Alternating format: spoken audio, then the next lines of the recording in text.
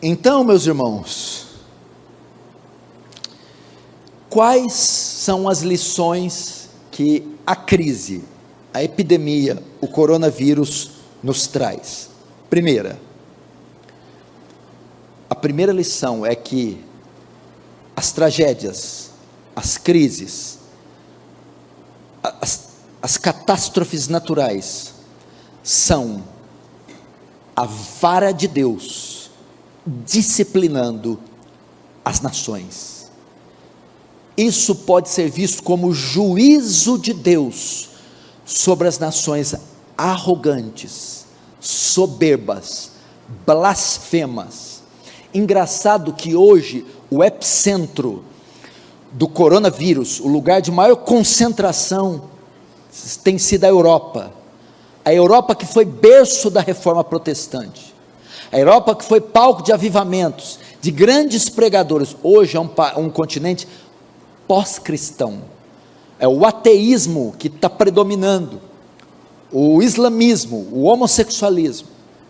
Então as nações poderosas estão sendo castigadas, estão vendo a sua impotência diante de tal peste, e é Deus passando com sua vara, castigando, disciplinando, enviando seus juízos, por causa da sua soberba, arrogância, por ter voltado as costas a Deus, na esperança que se arrependam, que voltem ao seu Criador, que reconheçam que há um Deus no céu, soberano, poderoso, e a Ele devem contas, devem louvor, devem adoração e devem glória.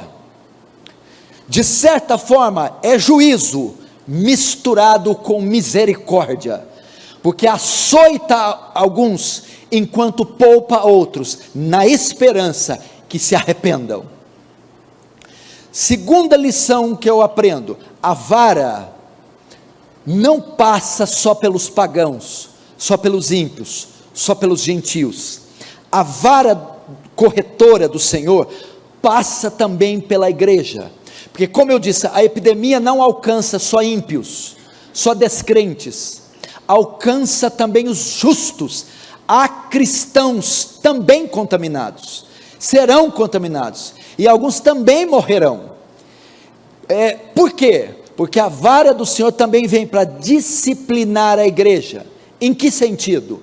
Despertá-la do seu sono, despertá-la da sua indiferença, corrigi-la do seu mundanismo, do seu egoísmo, do seu esfriamento. Isso, de certa forma, tem botado a igreja de joelhos, mas não como as nações, bota de joelhos no sentido de humilhá-las. A igreja bota de joelhos no sentido de orar a Deus e clamar ao seu Deus. Então as pessoas, muitos irmãos, estão se arrependendo dos seus pecados, voltando seus olhos para o Senhor, clamando a misericórdia divina, desapegando desses valores terrenos e temporais, dos quais ela está tão envolvida, tão apegada, está ensinando isso. Então, de certa forma, esta vara, esta epidemia, essa peste, é para acordar a igreja, é para mostrar à igreja que ela não é daqui, ela é do céu, é para a igreja desprender os seus olhos daqui, é para a igreja voltar ao local secreto de oração, louvar o seu Deus e voltar a defender valores espirituais. É para que, quem sabe, através disso, um avivamento se insurgir no meio do povo de Deus, o povo de Deus voltar a ir às ruas a evangelizar, voltar a passar madrugadas em claro, intercedendo por nações, voltar a se debruçar horas sobre o santo livro, voltar, meu irmão, a ter comunhão profunda com Deus, e se desapegar desse mundo, uma vez que ela está tão enamorada dele. Terceira lição que eu aprendo com essa epidemia, ela mostra a nossa fragilidade. Como somos frágeis, como o homem, o gênero humano é frágil. Você parou para pensar quem é o nosso inimigo? é um protozoário, é um ser unicelular, que não dá para ser visto a olho nu. E um protozoário unicelular está botando o mundo de joelhos, está gerando um pânico e um terror mundial. Onde está, ó homem, a tua força? Onde está, ó rei, o seu poder? As nações estão de cabelo em pé, são frágeis. Isaías diz que as nações são para com ele como um pingo d'água num balde. Olha só, a fragilidade. Salmo 39 diz isso: faz-me ver a medida dos meus dias, qual é, para que eu saiba o quão frágil sou.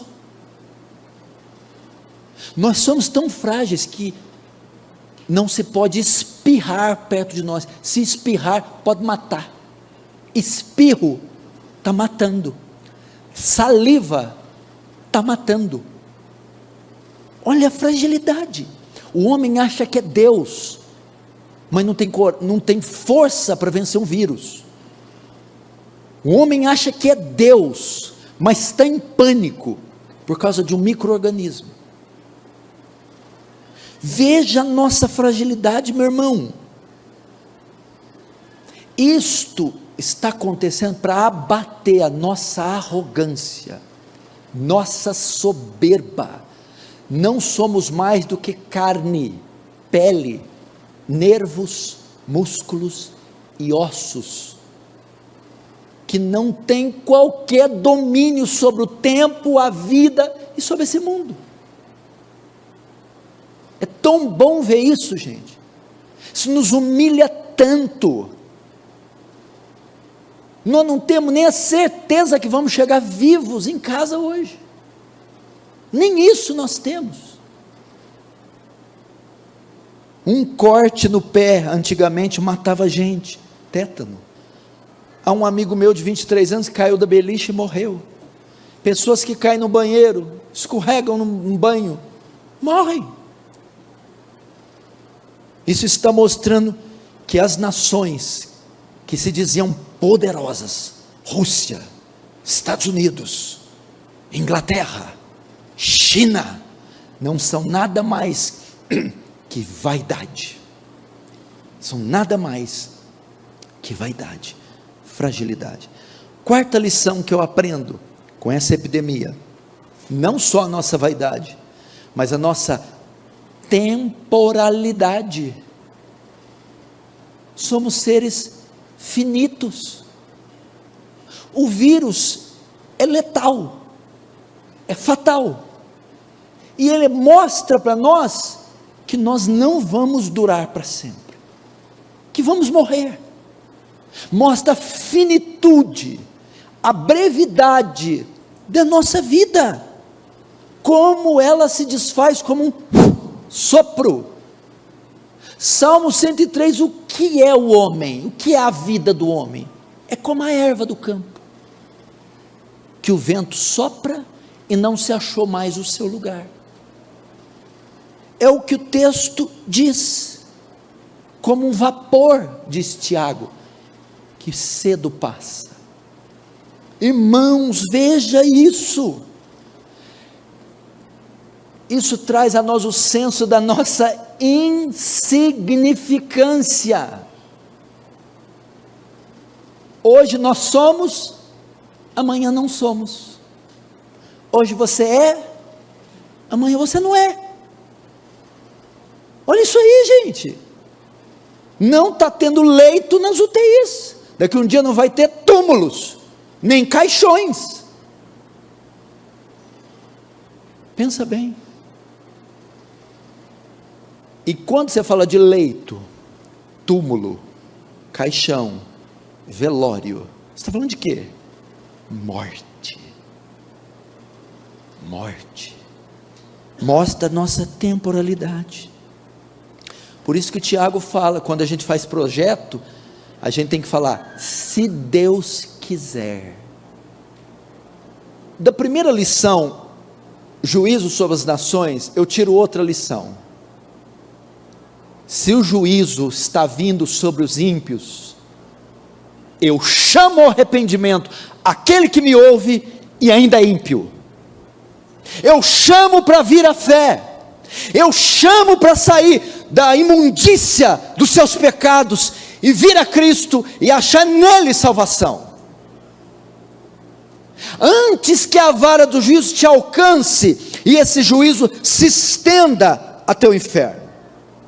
Se a segunda lição é o despertar da igreja, porque ela está dormindo, eu também chamo ela a cumprir, a viver de maneira digna a vocação que foi chamada. Nessas tragédias naturais, essas pessoas veem esperança nos Médicos Sem Fronteira, na Cruz Vermelha. Vamos fazer com que essa peste infinitamente maior que o coronavírus, que é o pecado, faça com que os ímpios vejam esperança em nós, como o exército da salvação de William Booth, que nós venhamos despertarmos do nosso sono e irmos às searas, meu irmão, e vivermos uma vida digna da fragilidade da nossa vida, ou da vaidade da nossa vida, que eu disse como ela é frágil, vã. Eu quero também, tiro mais uma lição: onde está o seu tesouro, aí está o seu coração. Uma vez que essa vida é pó, é vaidade de vaidade, trivialidade, futilidade, daqui um dia tudo é rugas e pelancas, daqui um dia nada vai conseguir deixar você bonito, nada. Então viva para algo digno. Mostre agora onde estão seus valores, onde está o seu coração, porque tudo isso vai ser dizimado, destruído. Só aquele que juntou tesouros dos céus não será afetado por isso. Quarto, com relação às temporalidades, eu aprendo que a vida passa. Quantos anos você tem ainda de vida? Calculei, baseado na sua idade, na perspectiva média, quantos anos você ainda tem? Anotou? O que fazer com essa vida? Se matar de trabalhar? Pensar só em namorados e namoradas? Ser pedra de tropeço nessa sociedade caída? Pense, que um dia acabou, é pequena, é breve. O que fazer? Pense. Não chegou a hora de deixar um marco aqui, um legado? Pense. Daqui um dia você vai ver no final do túnel: game over, the end, finish, acabou. E aí?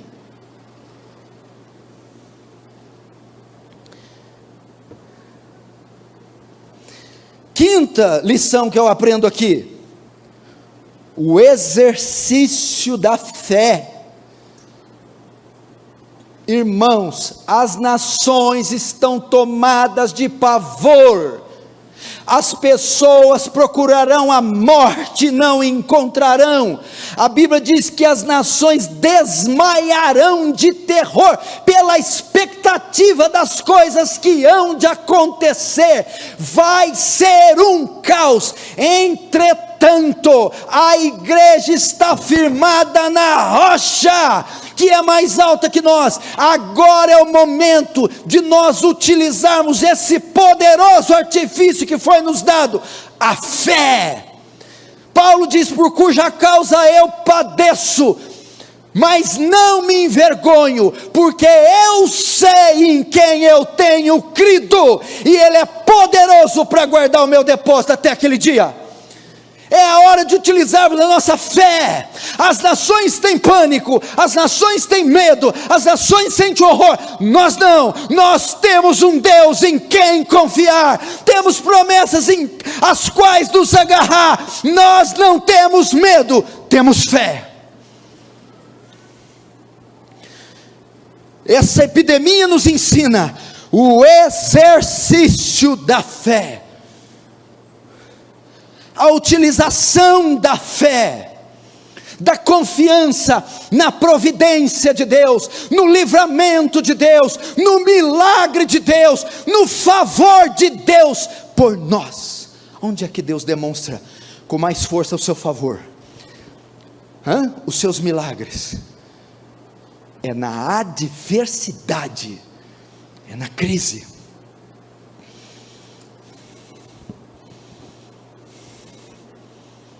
Isso tudo está acontecendo, sabe para quê? Como o diagnóstico desse médico foi bem negativo, foi bem pessimista, isso é para comunicar a nós uma mensagem e dizer: só em Deus há solução, só em Deus há esperança, só na misericórdia de Deus, só no amor de Deus e só na intervenção divina. Esse mundo só não vai acabar, porque Deus e mais ninguém vai refrear esse mal. Deus é o único que tem domínio e controle total sobre essa peste, e o mundo só não vai acabar, porque Ele assim não o permitirá. O exercício da nossa fé. Sexta lição que isso me ensina. Sexta lição: o exercício da misericórdia. Estou dizendo aqui da pedagogia, das lições que a peste, a crise, o colapso financeiro, o coronavírus está nos ensinando. Primeiro, o juízo de Deus sobre as nações. Segundo, disciplina sobre a igreja morna, dormente. Terceiro, o quanto a vida do homem é frágil, fútil, vaidade. A temporalidade, a brevidade da nossa vida. Quinto, o exercício da nossa fé. Sexto, isso tudo está acontecendo, sabe para quê? Para você exercitar misericórdia. O que é isso? Nós somos uma agência misericordiosa. Esse é um atributo do ser de Deus. Deus é misericordioso. Essa é uma característica do verdadeiro crente. Bem-aventurados misericordiosos. Ou seja, essa situação está acontecendo, nações assoladas, povos morrendo, mulheres sofrendo, problema financeiro, fomes, pânicos, pavor, para que nós entremos no cenário e não fiquemos atuando só em campo espiritual, mas também em campo social, e nós, com os dons que Deus nos deu, os recursos que Deus nos deu, venhamos a trabalhar para trazer alívio dessa gente que sofreu e sofrerá. Exerça misericórdia, se disponha, se prontifique a ajudar aqueles que estão ao seu redor sofrendo. Como eu disse aqui, quer ver? Quem aqui ontem orou para a Itália? Não orou para a Itália? Quem orou pela China? Pelo Rio de Janeiro? São Paulo? Quem debruçou-se ontem, Senhor? Os leitos, os velhos, as mulheres grávidas. Será que eu vou ver essa atrocidade, esse morticínio, e não vou sentir nada? Não vou fazer nada, nem ao menos orar. Eu estou tão concentrado no meu umbigo que eu não vou fazer isso, pois Deus está mostrando, permitindo notícias chegar em você, fotos, imagens, áudios, para que você se compadeça, se quebrante, pelo amor de Deus, tem misericórdia. Nós estamos falando de montões de corpos, vidas. Chegou a hora de nós exercitarmos misericórdia. Faz um compromisso com Deus essa semana. Pega o mapa mundi. Essa semana eu me dedico a orar pela Inglaterra. Eu vou orar pela Espanha. Eu vou orar pela Alemanha. Eu ouvi dizer então que eles estão falando assim, ninguém está falando da África. Eles não estão nem se atrevendo a falar da África, porque esse vírus tem países daquele continente, cidades que não tem a menor condição, seria uma dizimação total. Ore pela África. Você quer ver aqui? Eu pedi uma informação para o missionário da Heart Cry, que mora na Espanha. Ele é brasileiro, o Igor. Eu perguntei, Igor, me fale como está a Espanha. Olha o que ele me respondeu hoje. Pastor, estamos em quarentena de 15 dias. Se sairmos de casa, podemos receber multa de 300 euros. Só pode sair para ir ao mercado e farmácia. Os jogos, as escolas, todas as atividades públicas foram canceladas, assim como fisioterapias, consultas médicas e cirurgias. Todo mundo tem que ficar em casa. O vírus se transmite muito rápido, está matando mais idosos. São mais de 8.000 pessoas afetadas e até agora 250 mortos. As fronteiras estão fechadas. Há um desespero no ar. As pessoas invadiram os supermercados e fizeram super compras. Muitas empresas, os trabalhadores estão em casa. Outros estão fazendo turnos diferentes porque não haja muitas pessoas no mesmo local. As fronteiras, aeroportos, portos estão todos fechados. Todas as reuniões da igreja foram canceladas até o final do mês, até a segunda ordem do governo. Um caos total. Manda mensagem de consolo, grava áudio, escreve texto, manda vídeo, veste, alimenta, dá de beber, intercede, se envolve. Sétima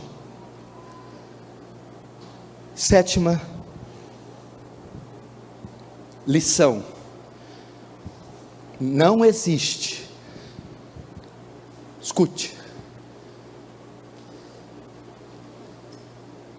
há muitos anos não tínhamos uma oportunidade, um momento tão propício para a pregação do Evangelho como agora.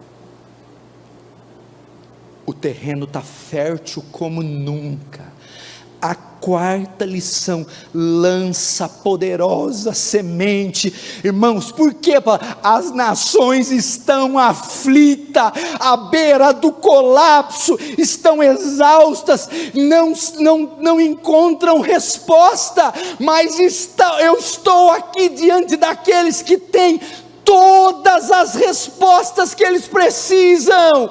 Eles não têm quem se firmar, não têm segurança.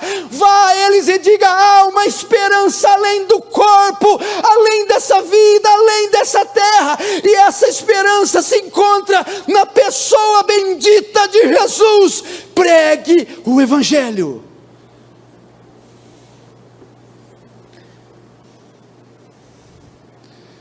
Elas vão querer achar o sentido da vida e não vão encontrar, mas em nós elas vão encontrar. Veja só, por que o coronavírus, a guerra, a fome, a peste, o HIV não é tão letal para nós, não apavora tanto a gente? A gente fica com um pouquinho de medo. Se ficar com muito medo, tem algo errado, porque Jesus disse assim para nós. Olha a palavra, como eu vou terminar o sermão. Quando a crise se instalar e a igreja for tomada de pânico, Jesus vem e diz assim, ó: não temais quem mata o corpo, a peste, o vírus, a fome, a guerra. Eu, porém, vos digo, antes, a quem deveis temer. Temei antes aquele que tem poder para enviar no inferno tanto o corpo quanto a alma. Ou seja, Jesus está dizendo, para aqueles que são redimidos, a morte física não é um problema. Morreu, acorda na glória. Verdade? Então, com relação a nós, o coronavírus ele só vai antecipar o nosso gozo, só vai antecipar o arrebatamento, porque nós temos esperança além do túmulo, além desse cadáver, além desse corpo. Se eu morrer hoje, você acha que Deus vai me dar uma glória dessa?